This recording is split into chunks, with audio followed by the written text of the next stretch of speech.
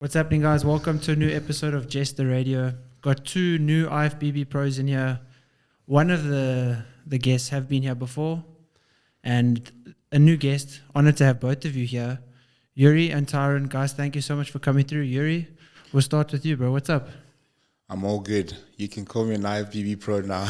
Yeah, exactly. Last time you were on this podcast, you said you were going to get that title. Exactly. It's an honor to be here like always, and I'm excited. And I'm ready to talk about anything pro-related. Awesome. Pro-related. And the other IFBB pro, what's up? Thanks, Jesse. Yeah, honored to be here finally. I think it's been a long time coming. And yeah, it's amazing that we're both pros at the same time. I think we've been in battle with each other before. We've been competitors before. We've been friends before that. So it's quite lucky that at the same time we had the opportunity to become pros together on the same weekend. So when you talk to Youri, try still speak into the mic. All right, no problem. Cool. Sorry for that interruption, guys. This episode is sponsored by Nutricon. You can use the code BEACHBODY and save 20% off on all orders. If you want to get beach ready, if you're at the beach and you want to maintain your physique, Beachbody, save 20% off. Back to the point. Yeah, no, it's awesome that you guys obviously battled against each other.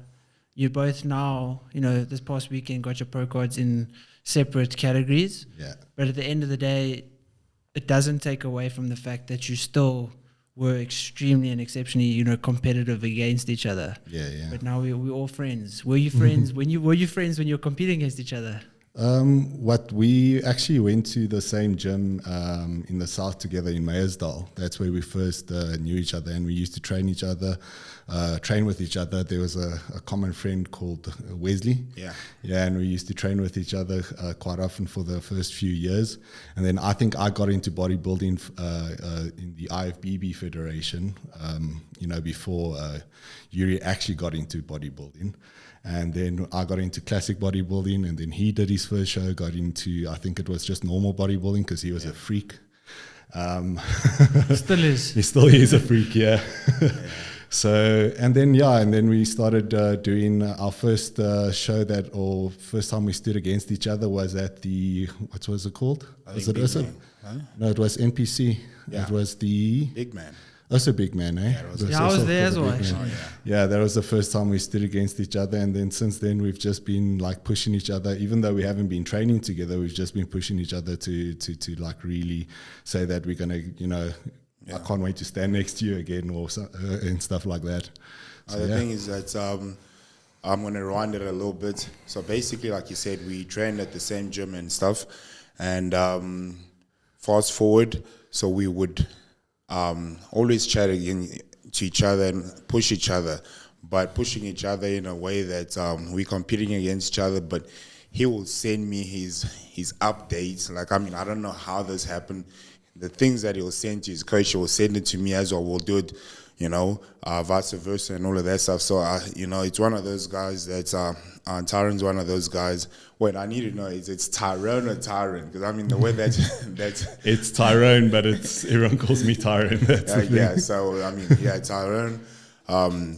Him and I had, I would say, a competitive bond, right? So he would tell me this is what it looks like. This, I'm telling him I'm struggling to make weights and nobody knows this, but we will share these little things with each other, and then that's I thought it became like something real that I wouldn't share with other people except my coach, and he wouldn't do if it wasn't him, I think if I shared it with somebody else, they would share it with other people. So, they became like a level of trust, and then we competed against each other.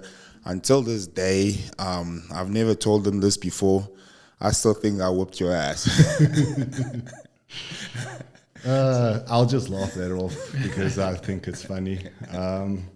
Like I said in the past, Youri, he's incredible. He has an incredible physique. He's a monster of note, and I've always told him that. I think any competitor that, tries to compete against Youri will obviously feel it will be daunting.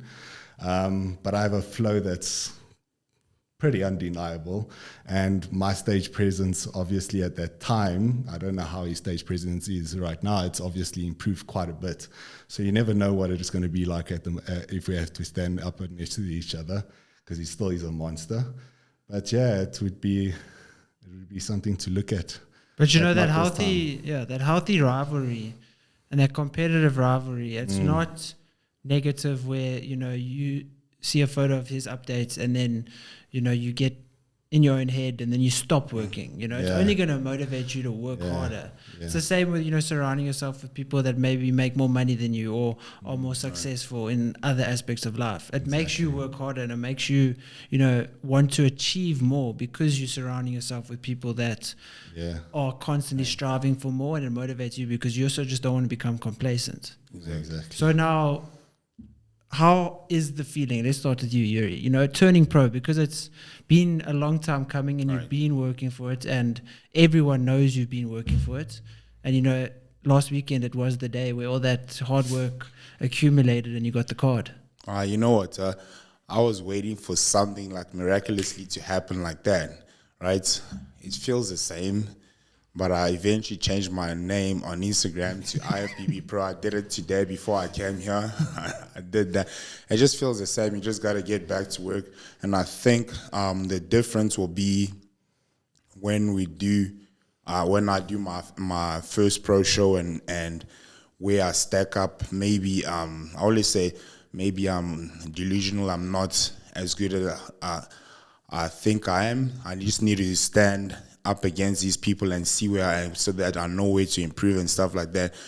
But the thing that's different this time, I always had like I would say a little bit of lack of confidence, but then this show came around, something I've always been studying like athletes and all of that stuff. So Kobe is one of my idols, so his mentality, he's the way that he thinks. So I took that into bodybuilding. He thinks like no matter who he goes up against, he bleeds too, he sneezes too, he still wipes his ass when after he. So I thought everybody is human there, but anybody can have like good genetics. Like Tyrone has like shoulders to, but I'm like, nobody will outwork me. Like if I have to tell you like my schedule, nobody will outwork me. And until this day, I don't even think C-Bum works as hard as me. That's maybe putting it out there, but I don't think. And when I say that, it's because when I look back at my prep as well, I look at it like I'm like, how the hell did you do that? And I always give glory to God, because when I look at it, I'm like, how the hell did I do that? I still can't even believe it. But to answer your question, it hasn't really sunk in. I'm still waiting for whatever to happen to feel that. But I mean, I got a lot of love from people congratulating me, and I appreciate that. And like we'll see what happens when like I'm still Youri, I'm still doing my work, I'm still, you know. So nothing has really changed at the moment, and just my Instagram handle. So basically. And essentially, you know, you were working towards it, but it wasn't the end goal. So it wasn't something that, okay, now that I've got my pro card, cool, relax. Now it's kind of, let's step it up a gear. The work starts. Let's work harder. Yeah. You know what? The funny thing is, like, for me, I think I look at myself as a car, right? And I'm driving on third gear, so I still got a fourth gear, a fifth gear, and in some cars I have a sixth gear. So I always have that. The reason why I'm saying that, I haven't used a whole lot of stuff that other people have used. My prep, I've got a sweet tooth. I've got chocolate in my prep. So all of that, if I have to use certain things, if I have to take out, if I have to suffer in my diet the way that, you know, I'm not saying that I don't suffer in it, but then there's certain things that I know that I can pull out, I can add, and then it will improve my body, resting a little bit more and all of that stuff. Because I mean, I would have my whole day, get home, nap at 8 o'clock, nap, wake up at 10 to do an hour's cardio, and then do that in the morning at 3 before I get back up and all of that stuff. I did all of that. So if I pull certain things back, I rest a little bit more, I take out the chocolate, there's going to be, my body will improve. So I think that I'm only on 3rd year, there's 4th, 5th, maybe 6th as well. So I've got room to improve, I think. So, and like I said, the end goal, like Hunter Labrada says as well, he says that don't chase a pro card, chase a pro physique. So that's what I was chasing, a pro physique. And when you chase that pro physique, guess what? The pro card came. And I'm still chasing that, and we'll see what happens when I get to that pro stage. Tyrone, Youri mentioned, the concept of a car. You similarly were in that position of a car, but your handbrake was up with your shoulder injury. Yeah. So that's obviously why you weren't able to, go and do the classic lineup, because obviously this handicap and this injury. So what exactly is the injury? And, do you also want to go into, the pride of winning the pro card? Yeah. So like I've been battling with injuries since I'd say last year, May. I've had this shoulder injury. So it's basically a spur that's on the bone, and it's causing arthritis around the shoulder joint. So I can't do like shoulder presses, incline presses. So it limits my training quite a bit. With regards to the posing, I can't do like back double biceps. I can't do front double bicep where I can rotate my shoulder to its fullest. So it does limit my posing in a way. I can still pose, but I can't hold the poses for very long. With regards to training, I've learned to train around it. When I actually initially got the shoulder injury, my shoulders, I would say, were half the size. My shoulders actually grew double in size since the way that I adapted my training. So I do a lot of shorter movements, smaller movements, more time and attention type of movements with my shoulders. So I've just learned to train around it. The only thing that really has taken a toll is my posing, where I can't do the posing anymore, and maybe certain movements that I can't do. But it hasn't limited me in terms of growing my physique in the way that I want to grow it, or sculpt my physique in the way that I want to sculpt it. So it's not a downfall for me. Because it actually wasn't really a hammer. Yeah, it wasn't a hammer for me.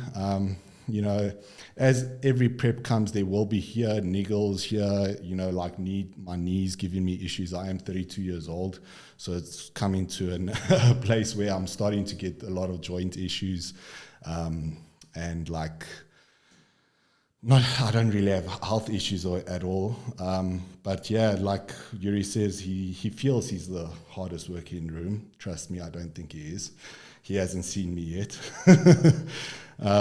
If I had to tell you my daily schedule, it's something scary. I don't think, like my fiance would say, she knows exactly. I don't think she sees me at all at the house, because I'm always training, or I'm doing something to cut those extra calories out, that I need to do. And then in terms of being an IFBB pro, what has changed is literally, like Youri says, is the handle. It hasn't really sunk in yet. It was a very moment in time type of thing. So the day that you got that IFBB card, and you're on stage and everybody was there for you, cheering you, crying with you, I think it was all about that type of moment. Thereafter, I think during the week, as the DMs quieted down and stuff like that, life got back to normal. That's all it's about. And I think it's only going to kick in once we start doing our actual pro shows and getting our name out there on the international stage. Because I think an IFBB pro locally to what an IFBB pro internationally, with their name out there on Instagram that has a name, I think it might mean a little bit more different to them.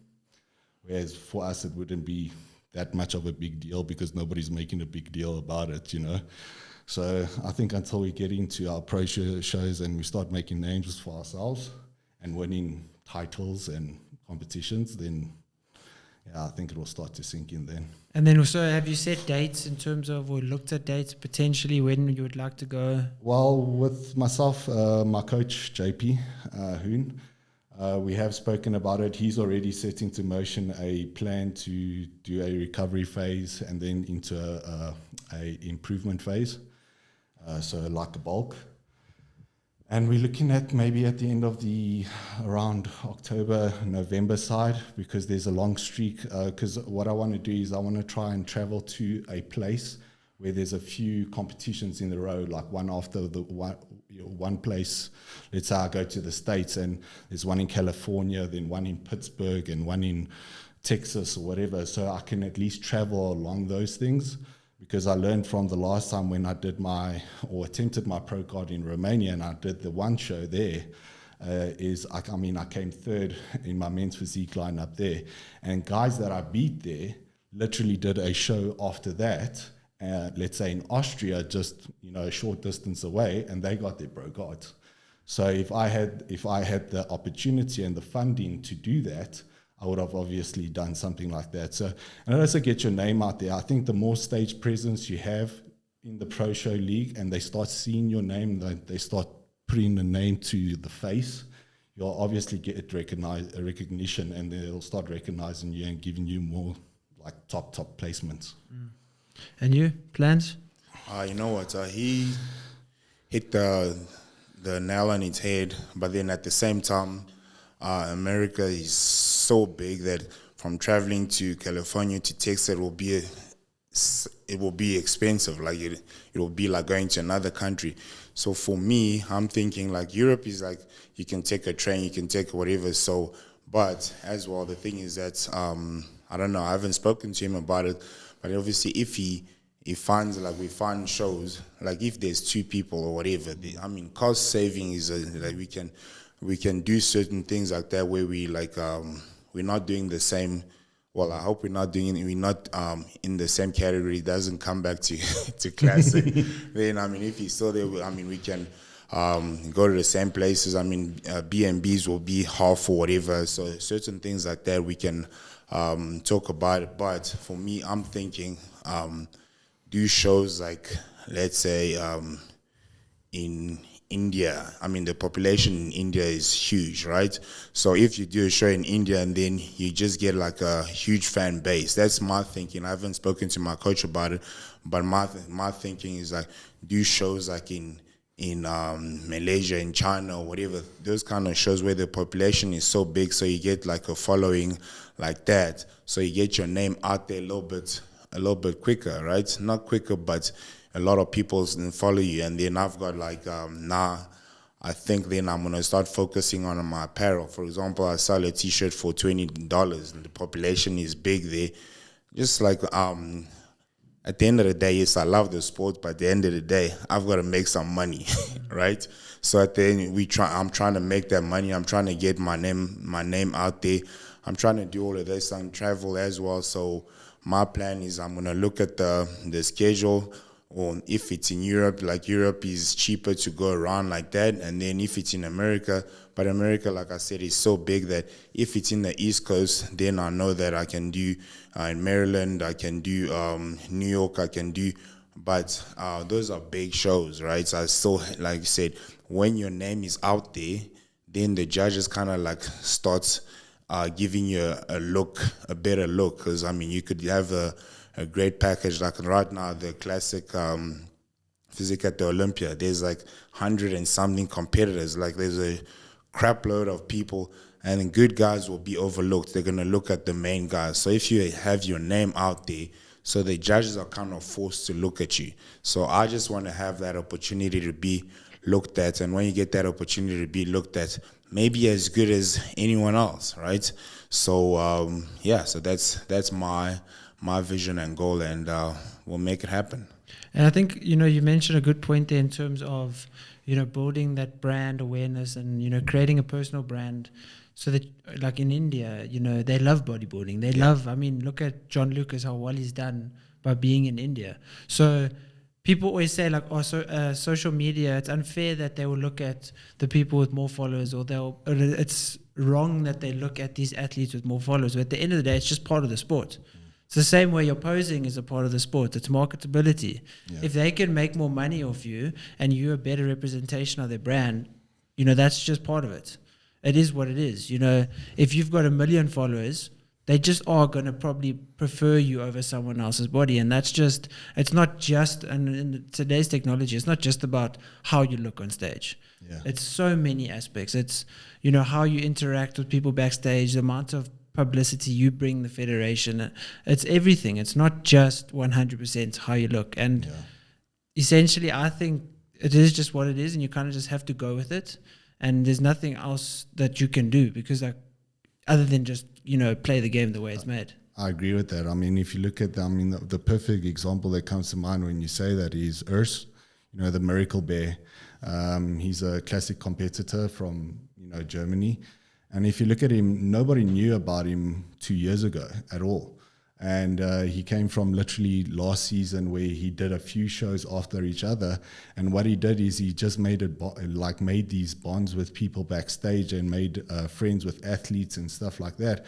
And his placings just went from low to higher to higher to higher, to him placing fourth at the Olympia. And now he's talking about even becoming Mr. Olympia right now. And it's just because of that humble being that he is, and being able to, you know, create content with other, you know, athletes that are, you know, in the game with him. And it's definitely something like that you have to in essence do. That's why I think, you know, going to places like either the States or Europe or whatever, and, you know, creating like collaborations with these people, is just the way that you're going to get your name out there. I mean, nobody knows about me really. I'm just a hard worker. I win competitions. That's all I do. I just love competing. But I don't necessarily love the social aspect of it, like like doing Instagram that much or getting my name out there. I'm hoping that the hard work I put in to bodybuilding and having a good physique and competing will get my name out there. But I know that it's not necessarily going to take it to its heights that it should be. So I'm going to have to get out my comfort zone eventually and, you know, start creating content and, you know, collaborating with other like-minded or, you know, guys that are already at that type of caliber where they have that type of following, that you can get that same type of following from them as well. You guys mentioned obviously the Olympia. I want to know your guys' predictions for men's physique, classic, and then bodybuilding. Are we sticking to top 5? Yeah, let's just keep it short and say top 3 actually. top three for each. Okay. You want to go first, Youri? Olympia, the men's opens. Man, obviously, in no particular order, it's going to be Ramy, Curry, and what's a Persian wolf? What's his name? The guy? Hadi. It's not going to change. That's so who's winning the number 1? Big Ramy. Okay. But I want Brendan Curry to win. I want Brendan Curry to win, but the reason why people are kind of doubting him is because he hasn't posted anything online or whatever. And if somebody does that, something is coming up. And classic will obviously be Bumstead. It will be Ruffins, and then it will be Ramon Dino. And physique, it will be Brandon Hendrickson. It will be what's the guy with the back? Tyrone, Ebanks. Ebanks and Aaron. Holdings. Yeah. Those are top 3. Yours the same? Basically the same. I'm going to change out Hardy. And yeah, I think I might change out Hardy and put somebody that I'd love. It's between Andrew Jack and 3 is already his first con. I don't care, bro. That guy's good. Physique. Yeah, if he can be shredded, I think Andrew Jack, no matter, yes, he's a little bit downsized, I just think he has an amazing physique. Before you carry on, sorry, but then how do you get that condition? The condition comes with years of. This is his first. If you think about it, his first bodybuilding season, right? The condition and all of that stuff comes with years of training a certain way. It's not going to just happen with a diet and all of that stuff. So I think the graininess and the separation in the muscles and stuff, yes, comes with years. But to get in condition where your skin is paper thin, it comes with dieting and prolonged time of dieting. he's been competing since when was the Texas Pro? I think it was in August or July, and he's been dieting since. So if he carried on dieting all the way from then, yes, he made a mess up in Arnold UK, but if he carries on dieting all the way through, I don't see why he can't bring his, let's say, glutes in, because that was the only thing downfall on him was his back and glutes. So if he carried on dieting, I think, yes, he would have. He can still bring it in. I don't think it's a year thing. If he just stays disciplined and brings in that, it's the same thing with you, bro. If you know how much you had to work to get your glutes in, it didn't come after years and years and years. It eventually came with suffering. You suffered for that condition in a way. Ask you this. How do you get your glutes in? You get your glutes in by getting Muscle. a fatty, or a big, working out your glutes, so getting a big as like your muscles, and then you diet. So all of that's because now he wasn't training, but obviously that's your opinion. Okay, let's leave it as that. He's gonna come third. I like. It's either between Andrew Jack or my guy that I'd also like to be in there is Samson. Oh yeah, yeah. Samson is another guy that. So it's a shuffle between the two of them that I see going in third. It's just purely based on their structure and physique. I know the other guys are a lot more ahead, like Hardy and them are a lot more ahead, like you have William and Hardy, which I think could be tossed up in there. But those are the guys I'd like to in there. But it's a no-brainer that Big Ram is taking it this year. In terms of classic, the same as him, Bumstead, Ruffin, and then I'll throw in Urs instead of Ramon. The only reason is because I feel Urs is more of a classic shape than what Ramon has.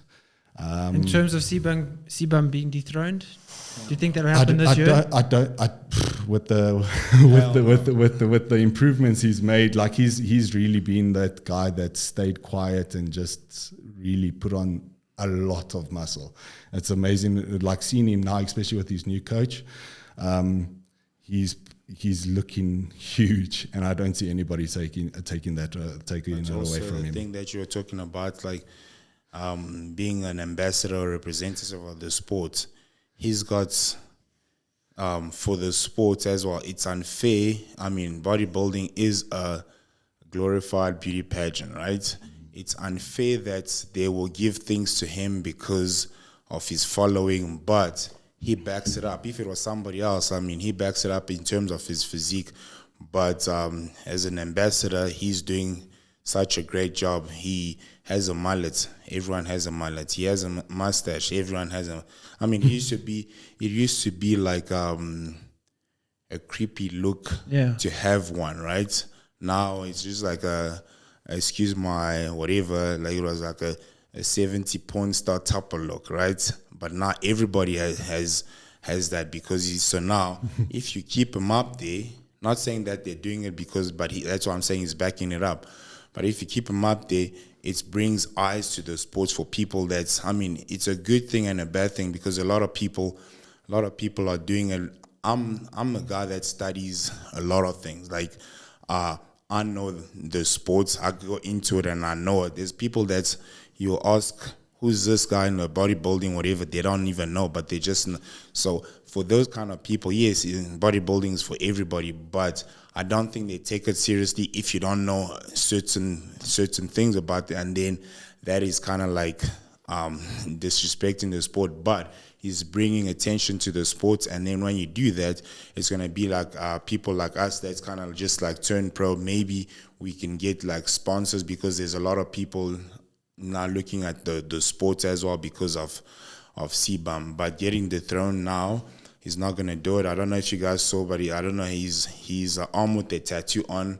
His bicep is looking deflated or something. Maybe there's an injury, but even with that injury, he's so put together that he's not gonna lose. The closest guy for me, at least, that comes to Terrence. If you look at last year's thing, if you pictures, like, just look at it. Terrence is so close to him, but it's just that he's just so imposing. He's like tall. He's just like this mammoth of a dude. Like, just that. Even if Terrence looks good, but then CBAM is just well put together. There's no beating him, and he would, like he says, is going to be a next Miss Olympia when he retires. So, and he's still young though, right?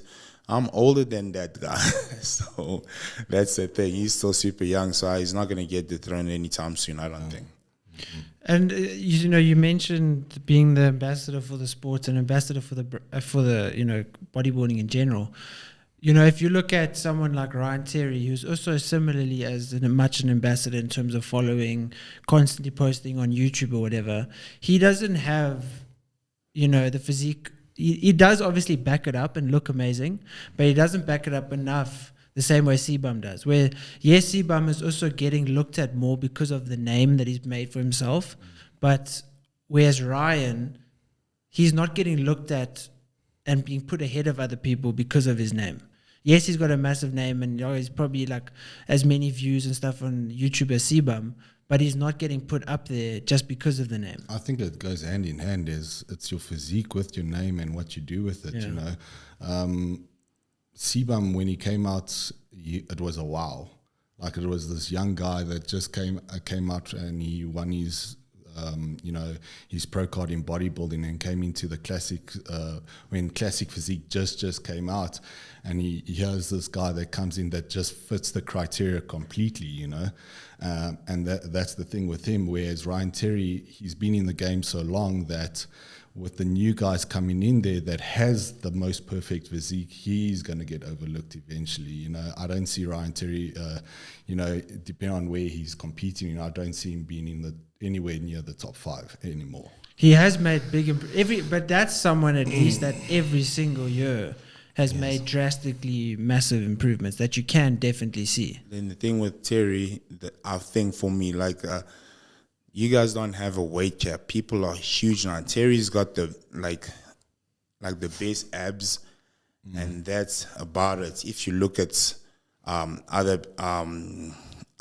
competitors, their chests, their shoulders, their backs, it's just like Terry's gets eaten up. He's just his abs are good. And now I was looking at a couple of things. Now his abs are also getting a little bit. It's just saying that is, you look at social media and you look at the YouTube content that this person is creating, and yes, they look good standing alone, but as soon as you put them in the lineup, it's okay. Wow, he wasn't even there really. It's something like when, for example, Youri, he can put up something on Instagram that looks wow, and people go crazy and they start threatening, but he can stand next to somebody else and there could be a fair match, or not even a match, So it's the same thing with me, or with guys that we have in our industry here in SA, where they create great content and they put out great social media and they get a great following, and everybody thinks they're going to win, but then they get onto stage and they get outshined, unfortunately. The thing is that with me, sorry I'm taking on over your podcast. The thing with me is I think I look better in real life than in photos. So that's the same, yeah. That's kind of, I don't know if it's my photo taking skills are pretty crappy or whatever, but that kind of helps as well. It's like, oh, I didn't know you were like that. Oh, didn't know. Damn. I think that was the biggest thing that I got this weekend. Luckily, I know Youri and I've competed against, so I know exactly what he's all about. I've heard people, say he's full of himself. He thinks he's so big and whatever. But I've been with the guy. I've literally competed with. I know how he looks. He's a monster. Whereas with myself, I can put a picture on Instagram and people think, okay, no, he's okay or whatever. And then we get off it, leading up to the show, we had a lot of people they started predicting who's going to get the pro card and whatever. Luckily, I was still in the conversation, but I mean, I wasn't, and that pisses me off. It's like I've got screen grabs from everybody that said that left me out, and then, but like I said, I study people like Kobe, and then I'm like, these people, I made a list. I'm like, these people didn't mention me this, and that drove me when I'm doing my cardio at freaking 3 o'clock in the morning, and I don't want to do it, and I'm thinking about this guy didn't put me in the conversation. This guy was like, what the fuck? I'm Youri the Incredible. And when he says that, people you know, he's full of himself. I've never been like that guy and I always had that thing, doubted myself a little bit. But this prep, everything switched. And I'm like, I've been training, like I said, he's 32. I'm older than him. I'm 36, right? I've been training longer than these people. Muscle density, tick, muscularity, tick. I'm gonna be usually the biggest guy. You don't have that. You need a couple. I started thinking about it because like I studied bodybuilding. I'm like, yes, you can look good, but you're not gonna have what I have because I've spent like maybe 6 more years or 5 more years training more than you. Where you gonna get that? So I started putting it together, and then I came up with this thing. If you want some, come get some. I got that from The Rock. Anybody can get it. And then I'm like, confidence, where you get confidence? If you practice and you believe in what you're doing and you're doing it right, that's where the confidence comes in. And my confidence started building. It just started like a snowball, and it just started building. And then when that comes, this big-ass snowball is coming at you, you're not going to stop that. And then that's what I used to see. This guy saying that, this guy is saying, I'm not in the conversation. I'm not in the conversation. I'm the underdog. Like 50 Cent said, hate it or love it, the underdog's on top. And guess what? I'm on top right now. And like I'll tell him, we'll see each other at the top because we're going to the top, right? So that's what it is. For all my haters, guess what? You just fueled my fire. And thank you. And if you don't have any haters, like I didn't know that people said that because I thought that I was a likable guy. But obviously people, for whatever reason, and luckily, I won my pro card. And I was telling myself that this will be the last one. This will be the last one. I'm not going to put myself through this if they're not looking at me. And this will be the last one. And luckily it wasn't. And I'm here. So you told yourself, if you don't get your pro card, you're done. Yeah, I told myself that because, what's the point? And I did my speech when I got my pro card. The people told me that you're not a classic guy. Your waist is too big. You should do bodybuilding. And these are people, I nearly said it on stage, but then I thought it was just going to cause unnecessary drama or whatever. Why? I've got the pro card. Why stir shit up? I don't need to stir shit up. I've got it. And it's just like, I've had the smallest waist I had, but then they're telling me that I've got a big waist. So that kind of used to hurt me. Used to like it just, so that used to drive me and used to do it. So I was like, I'm going to give everything that I've got. And I used to work so hard that people will see me as like, bro, you need to take it easy. But then there was this guy that will always come to me, is like, what's 8 weeks of your life? That's all. You walk past me, is like, what's 7 weeks of your life? You walk past me, what 5 weeks? Give it all. What's 4 weeks? Like when I'm like, what's 2 weeks? And this thing just used to, I used to think, man, I've lived this long. What is 2 weeks? Just suffer a little bit more. Just suffer. And then luckily I got what everybody was like. It's not just 2 weeks of your life or 8 weeks of your life. It's 365 days of your damn year. Yeah, so that's every day that you're giving it your all, to be honest with you. I've been, you were also prepping from the beginning of the year. I've been prepping since, March, and I haven't had a single, I don't even get to cheat on my birthday because I literally just got back from Romania from that pro show. So you mentioned The Rock, and recently Joe Rogan called him out for being on juice and obviously not admitting that he's on juice. How do you feel about these oaks that youngsters or anyone in general actually looks up to and thinks like, The Rock's like 52, 54, whatever he is. And look at the size that he is. You can't tell me, and he's been asked before and he kind of just denies it or brushes it off. In terms of bodybuilding space, certain drugs are used to make yourself look a certain way for the sport. Yeah. Whereas with, obviously on TV, what The Rock does and whatever, it's just to fit a particular character. How do you feel about people that are obviously on it, but then just don't admit?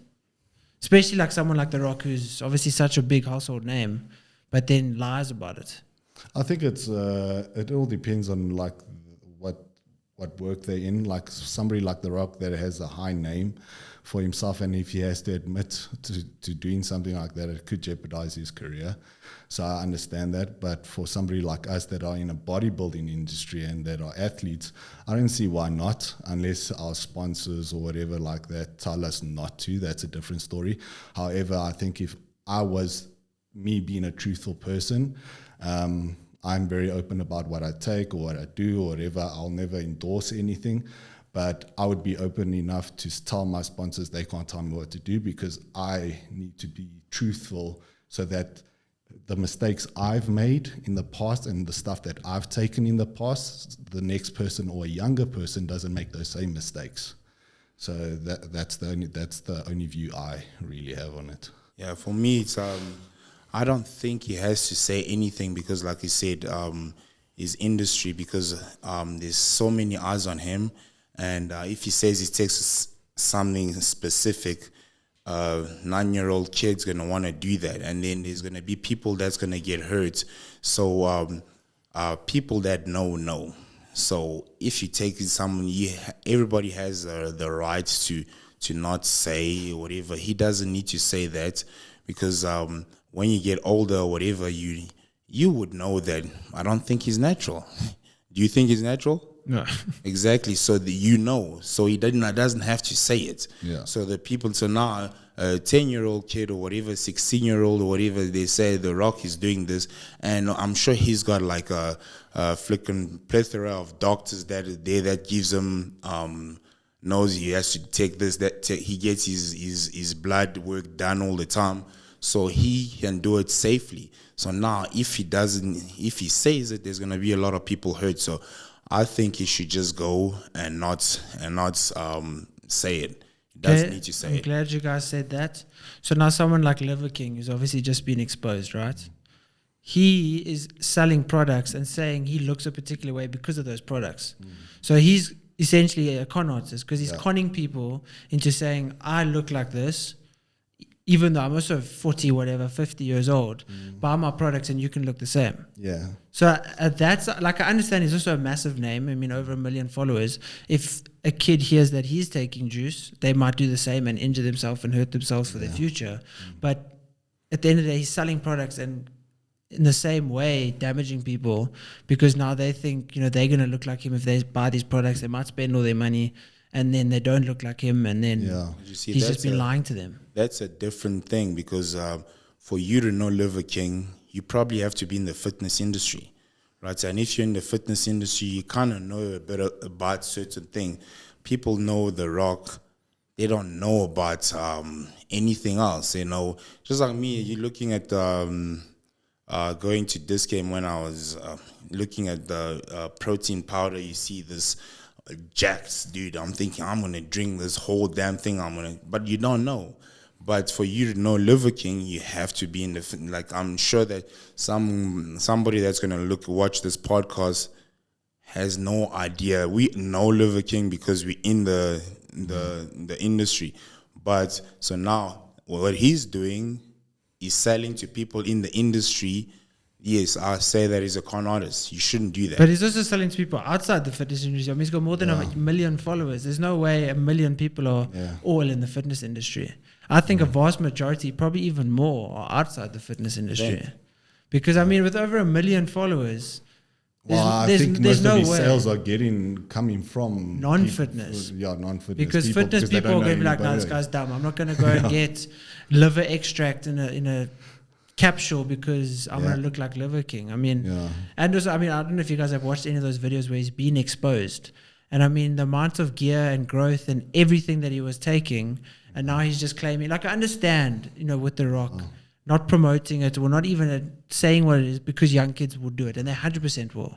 But with someone like Liver King, don't say I'm on gear, whatever, and I take these products and they help me to look a certain way. Don't say, don't say I look like this because of that. Exactly. It's like with any supplement you take or whatever, and whatever supplements you endorse in or whatever the case may be, there's always some secrets behind that yes, supplements are helping a certain percentage, but it's only a certain percentage. There's a lot more percent that's coming from, let's say, steroids or whatever the case may be, to look a certain way. And yes, there's guys that are natural that look phenomenal that can take supplements, but it's still, those supplements are still only a certain percent. It's still genetic. Oh yeah. So, because I mean, like, I don't know if you've watched Generation Now, and there's this dude that I forgot his name. He's like, I can give you all the steroid, but you'll never look like me. Yeah, that was the first generation. Yeah. So, I mean, people also think that gear will make you look a certain way, but it's your genetics, your work ethic, all of that put together, and then that's it enhances your look or whatever. But yeah. So I just want to ask you, like, what was different this time to other preps for you? Like, what made you win that pro card? What was different? I'm just going to quickly interrupt. The power might go off in the next few minutes. So thanks for watching and thanks for coming on. If it doesn't go off, we're going to continue the conversation. So you can answer now. For me specifically, this prep, what made it very different was my environment that I was in. I think joining JP's team, not necessarily him as a coach, but the environment he created for me, joining his training environments, making friends with the people, them pushing me to be the best that I can be, them backing me 100%. They knew what I was capable. They knew that I was going to get that pro card, and that just, put me in the right, mindset, So I'd say, from that, it was environment. I think I was very close to getting my pro card in Romania, but it was purely just the competition was a little bit more that side than what it is this side. I was very confident that I was going to get the pro card this time around here. From what I've seen the past two pro qualifiers that were here. Yeah, well, I'll answer that same question. For me, it was different because, first of all, I asked my coach to put me in the driver's seat, and basically I did my training, but he was just like, I was in the driver's seat, but he was just a GPS kind of guiding me where to go. Because I don't like being, you have to do 10 reps or this, 10. Like, let me do my thing. And he trusted me enough to do that. And one thing that kind of also pushed me, because the Olympia is at the end of the year, so I was looking on how people are also suffering or how people are training. So that was also motivation for me. So I was like, oh, this guy is doing this. They're doing it at the same time as us. So like I said, you want to be a pro, act like a pro. So that's kind of physically it was difficult, but mentally it was the easiest prep for me. Like, mentally I was really. Did you have a training partner during your prep? Yeah, basically. Always, or? No. Basically what happened was, like, I was training twice a day, right? So I was in the morning, I was training with somebody else, and in the morning, but they didn't know that I was doing 2 a day. Yeah. So it was just, he would push me hard because he thinks that I'm just training with him. And this guy in the morning will push me harder because he thinks that's all I'm training with. So that was the difference for me. So, yeah. It's very strange, when I say environment is everything, like when I did my first few preps or going through the years of bodybuilding, I was always a person to train on my own, because I literally push my limits, and not a lot of people can keep up to my training style. And since you haven't trained with me, I'll make you cry, dude. But since I joined JP, and yes, the training style did change a little bit. A lot less intensity, but they still pushed me to my limits. And it made a whole bunch more difference having people surround you that has the same vision as you do, has the same work ethic as you do, and pushing you towards your goals and stuff like that. You don't feel so alone in how that conversation was it's a very lonely world being a bodybuilder. You eat your food on your own, you train on your own or whatever.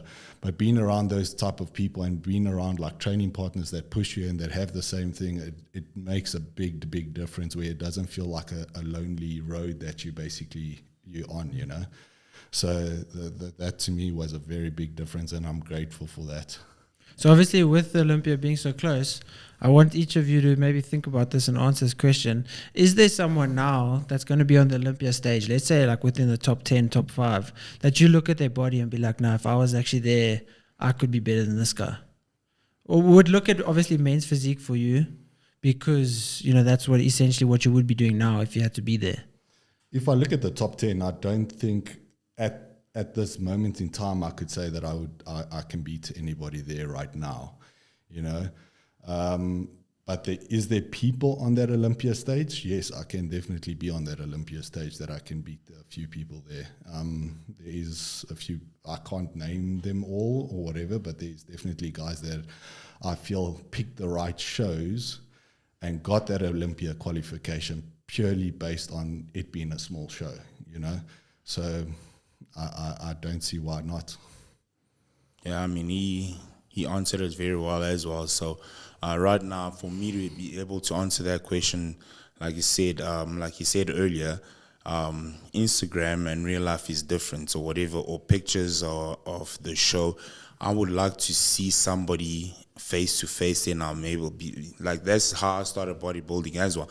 I went to a first show and then I'm like, I can beat this guy. So that's why I did it. So me saying that I can beat somebody right now through the Olympia or whatever, Instagram, I can't say that because I haven't stood next to anybody, and saying that will be kind of disrespecting somebody. With that being said, I know that it's going to cut.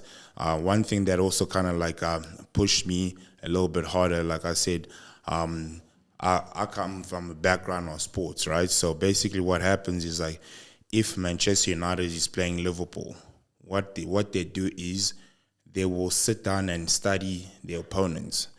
If Mayweather is fighting Canelo Alvarez, he will sit down and watch the tape.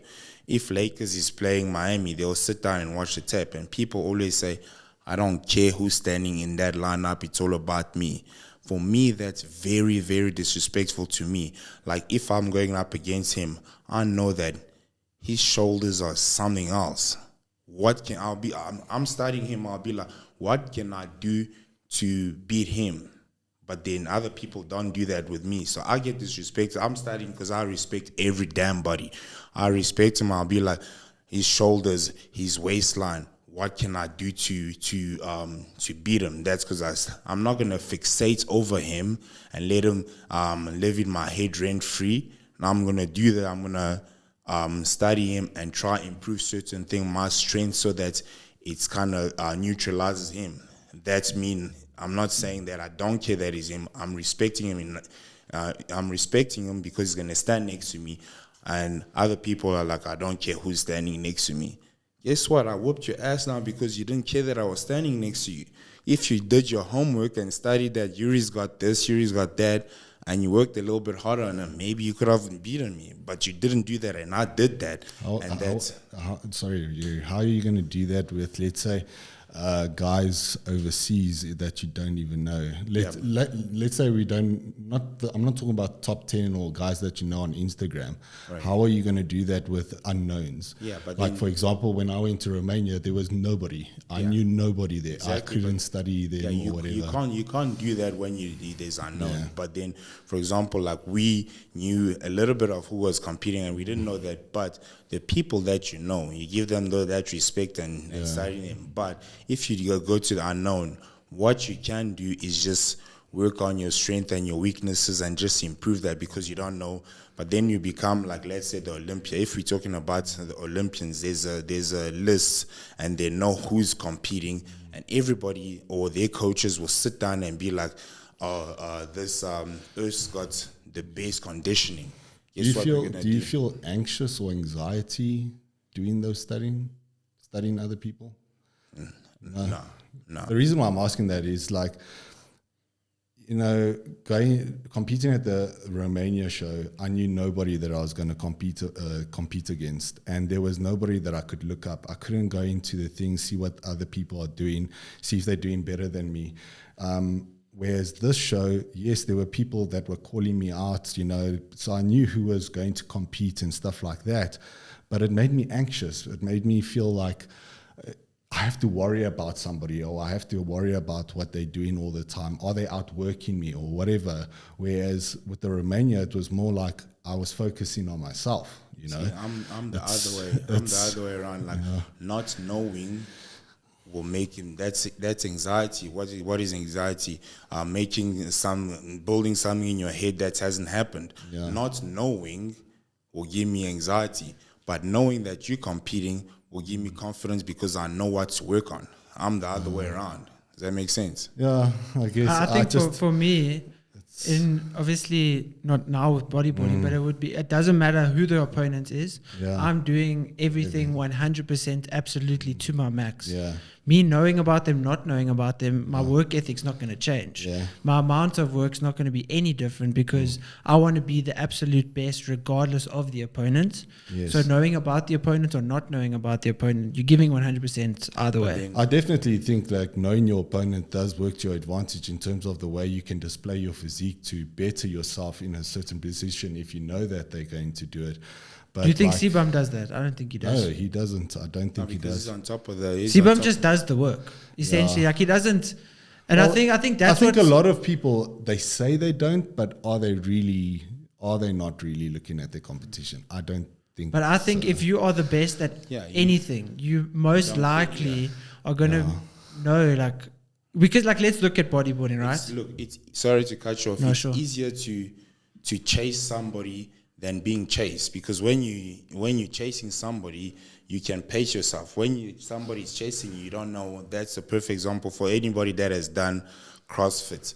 When you go up quick, you don't know who's behind you. You don't know if you have to keep that pace because you're gonna get tired or whatever. So you might slow down or whatever. But if you're chasing, you can see, okay, let me slow down because it's slowing down. Let me do that. So when you're on top, they always say it's easy.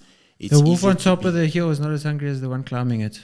See, there we go. But some people know how to keep that switch on, just keep going. So, but then when you're chasing, you just want to keep going, and maybe you never catch them, but you always like I will be like for me, like I said, I'll be on the treadmill and be like 10 more minutes because I know Tyrone's not gonna do it. 10 more minutes because I know so-and-so is not going to do it. I won't lie. I mean, I often saw Youri posting these stories of his where he's on the treadmill late at night, 11 o'clock at night, and I'm like, what the fuck am I doing now? I'm here busy just chillaxing. I should be out walking. So yes, it does push you in a way when your competitors are doing something like that. But I mean, like Kyla can vouch for me. I mean, I think I was more chilled on the Romania show than this show because I didn't know who was coming my side or what I could only control what's in my lane, and that's all I could control. So now that you're an IFBB pro, you're gonna know a lot of people. How's your anxiety? What's gonna happen? Because you're gonna know that C-Bum's coming. Yeah. So how are you going to handle that? Well, the thing is, I think for my first show, there might not be that anxiety at first, but I think if I go to those bigger shows where, let's say I do make it to Olympia and I know who exactly is going to be there, it's going to be a little bit more anxious because you're going to put a lot of weight on your shoulders. Luckily, I mean, even with this show that was here, the last 2 weeks, I literally had to go off Instagram because I could see Kyla was the one that suggested it, and my coach suggested it because they could see what it was doing to me, like I started becoming anxious. That's the exact point I'm also trying to make. What you're saying right now is, those cortisol levels start to rise because you're constantly stressing. And then your physique starts exactly, and you start overthinking things. So sometimes it could be more beneficial not to focus on, I'm not doing what I should be doing. Just do what you should be doing. Don't look at anyone else. Don't allow yourself to overthink, stress, panic, because that could be very detrimental to your body as well. And I started like that. I mean, I came from the Romania show where I knew nobody. I went into the show so confident. And then I came back, I was still confident, and I wanted that same mindset where I worry on nobody else but myself. And closer to, with obviously social media and people calling you out, and you start looking and you start digging into these profiles and you see who's going to come there, because you know that you want this card so bad. And you start digging, and you like, then I had people in my DMs saying, why aren't you doing both categories? Why are you just doing men's? It's once in a lifetime opportunity. And my whole focus was men's physique. It's the pro card. That was my focus. Just get the pro card. After that, I can do what I want, you know. And then the last 2 weeks, then you have people in your DM saying, why aren't you doing both? This is your only opportunity. You should take both. And guess what? If I did both, I would have been gassed, and I might not have I might not have beaten Youri. Youri would have beaten me. Then I have that doubt going into my next lineup with men's physique, where my mind I'm now starting to doubt myself, and then I do just as bad in the men's physique lineup, you know. So I just think, you know, going forward, it's really hard. I think it also depends on your personality as well. Like for you, it's something you thrive on. Yeah, it drives you. You're a bodybuilder. I saw you lifting up your shorts and flexing the quads. You know that you train your legs, man. You don't wanna be. It was the last time to show them off in the pro stages. Yeah. We can't do that. I actually got told to put down the pants and got like reprimanded for it. But anyways. But although the lady, one of the head judges afterwards comes, I don't know why he didn't do classic. But at the end of the day, it's exactly that. The men's physique pros, you should look at them and be like, this guy could also do classic. Yeah. Like, I think that's the level of quality that these men's physique guys People don't understand it's the whole look, you know. There was this one guy that called me out for having a big beard and, you know, long hair and whatever, and saying that we haven't seen a men's physique guy that has a Viking or, you know, a scruffy look or whatever. And yes, that's how I look in the gym, but it's not how I look when I go out or when I neaten myself or whatever. And yes, I'll always keep this beard. I'll always keep the Viking look. But it's neat. It's still neat. It's neat. Men's physique is about the whole look. It's about a model type of look, you know. And you still have to have the X frame. They're going to look at your legs in a way. They can see you have no calves. They can see you have no quads. What's going to give you that illusion that your waist is small? It's big quads, wide shoulders. So if you only have wide shoulders, your waist is not going to look as small as if your legs are the same size. So it's about the overall look, in my opinion. So a guy with a bigger set of legs in the men's physique, like if you look at Brandon Hendrickson, which is number 1 in the world, compared to Ebanks, which has smaller legs, guess what? He looks more V-taper because he has good legs. Yeah. It's just how it is. Now, one thing that I would admit that Tyrone will beat me. Look at his damn beard, man. Look at that. That's so awesome, right? I had to shave my beard. I was like, damn, I can't compete with that. So, yeah, that I'll admit, hands down. You can get that. You can get that. So now in closing, guys, as we wrap up, anything you want to say, anyone you want to call out, any beef you want to start, anything? For me, I don't want to start any beef right now, because obviously I can't start any beef because You're on top of the hill now. Yeah, I'm on top of. But there's one thing that I want to say. It's gonna start crap, but I'm gonna say it anyway. There's somebody called the classic killer, but who have you killed? That's all I'm gonna say. Shit. Guys, I don't even know who that is. I don't know. I heard he wasn't conditioned. Well, that's all I'm going to say. Well, hasn't killed me. Well, I mean, he's a good dude and all of that stuff. I thought you were going to say the classic Viking. You've got a classic killer. Like, I mean, I know who that is. I don't follow him anymore, that's why. Oh, yeah, you looked it up. Yeah, I had to look it up even. Who has he killed? No one. Not Who has that he I know killed? of. No one. That's all I'm going to say. It is what it is. I mean, if you want to call yourself that. Yeah. Like for me, people are going to say, why you call yourself the incredible? It's, if you believe something, you eventually be that. And it's self-affirmation. You believe, put good energy on yourself, and you will be there. And I always say, you are who you say you are, and I'm incredible. And eventually, I'm not saying that I'm still getting to where, but if you start saying something a lot, you will become what you say you are, right? So that's why I say that. Definitely. Not because I'm cocky or anything, it's just that's what it is. Yeah. And he looks like a damn Viking, right? So I'm not competing in Classic anymore, so I can't shut him up. But I will shut him up in the gym soon. So we're going to create some content, I'm sure. Look at my And chicks, they're coming back. I'm stronger as fuck. Bodybuilder.